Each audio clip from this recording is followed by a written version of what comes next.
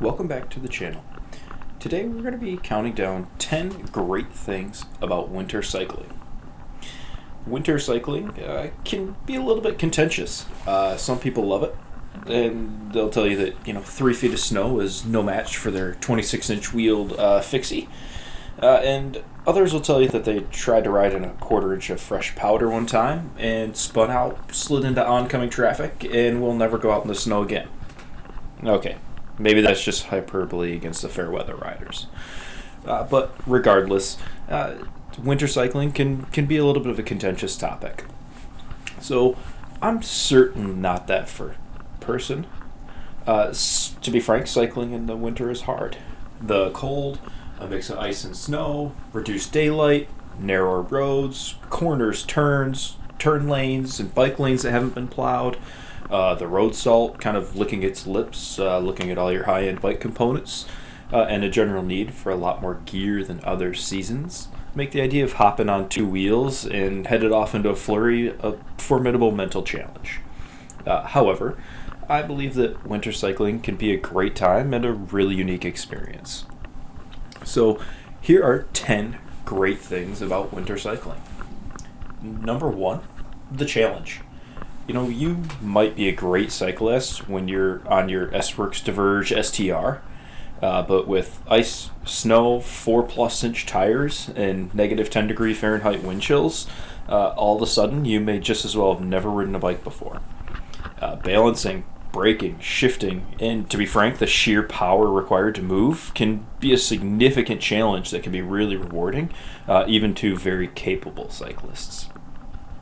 I tend to be of the exceptionally scientific opinion that riding my, 35 plus or minus pound, 4.5 inch wheeled fat bike in 6 inches of snow for 8 to 12 miles is the rough equivalent to putting 30 to 40 miles down on my Laufsegler. That's a significant challenge. It's you get a lot more kind of bang for your buck in terms of how hard it is per mile ridden. Number 2, the scenery. Riding in the winter is a unique experience for your senses, including your eyes. Too often we only experience winter kind of from the comfort of our own couches, or from our cars on the way to work, or maybe at most, from the car to through the parking lot into the front door. Getting onto your bike and on a trail, some back roads, into a park, whatever it might be, is a great way to see and truly take in how familiar spaces change through the seasons. You can see different parts of your favorite park, maybe new details that might otherwise be obfuscated by leaves and foliage in some of those other seasons. Some habitats also see unique species in the winter. You might see some unique birds.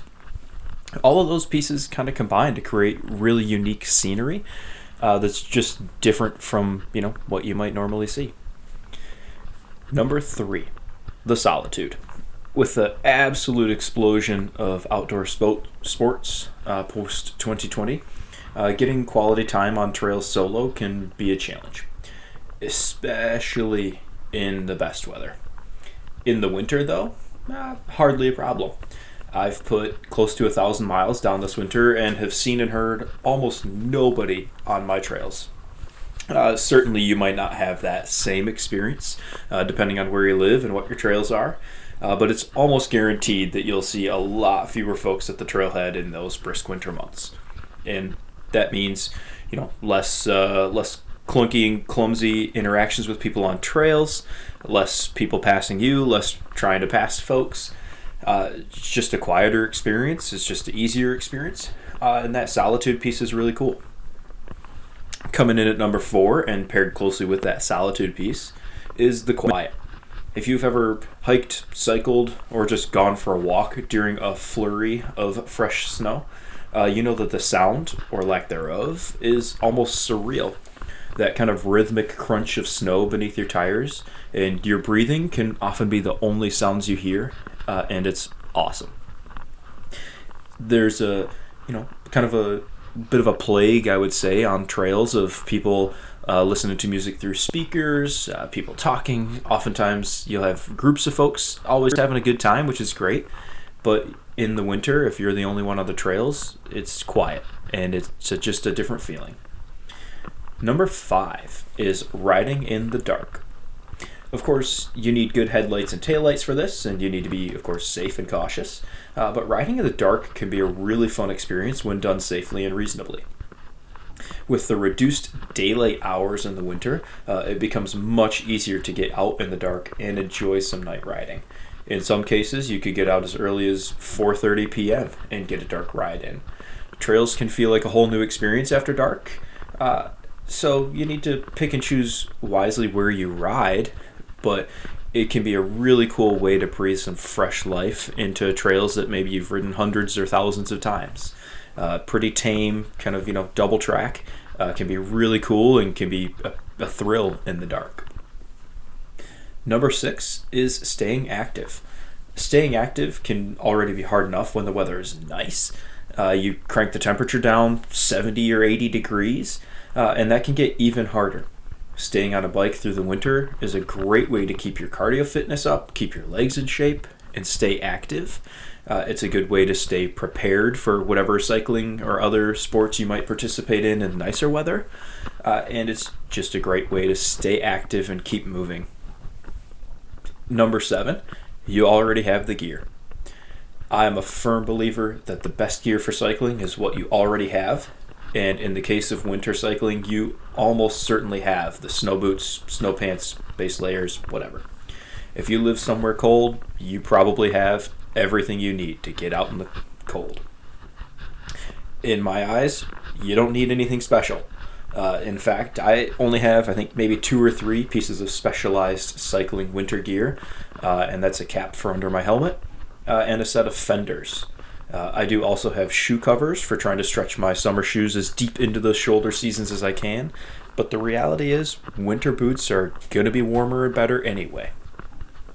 So if you already have the gear and you have a bicycle, you might as well get out there. Number 8, it's a great way to hone your skills. Winter riding really requires a different level of attention. It requires different weight balancing, different manipulation of the brakes. It requires, potentially different use of your shifting and different understanding of what gear you're in. It also just requires different muscles. So that riding on ice and snow can be a really great way to use a different set of muscles, different bit of muscle memory, and different skills. Number 9, it can help you escape and detach from the idea of distance. Cycling is often discussed in terms of distance ridden. It's kind of the Stravafication of cycling. We talk about how many miles you rode and your king of the mountains and your segments and what your PR was for 5 miles, 5K, 10 miles, 10K, etc.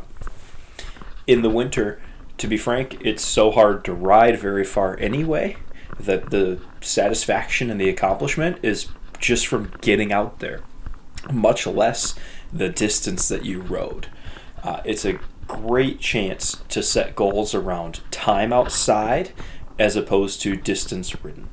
You can set a really reasonable goal in a winter month of trying to be outside for 30 minutes a day, 2 hours a week, an hour a day, 5 hours a week, 2 hours on the weekend, whatever it is. And it can be really achievable and just as satisfying and rewarding.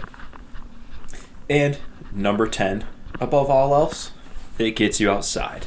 There's nothing better than being outside, nothing better than moving, and the idea of kind of just sucking it up and suiting up and getting out there in the cold and doing something that most other people won't, and figuring out how to enjoy it and how to make it a fun experience for yourself so that you can spend time outside year-round is just a really cool thing.